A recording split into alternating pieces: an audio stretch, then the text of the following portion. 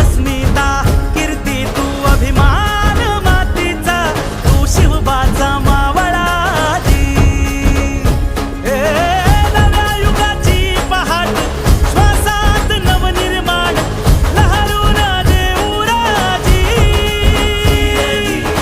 नव्या पर्वाची ही वाट संकटांना देऊ मात भिडवू या झेंडा गगनाशी देवीचा जागर काढू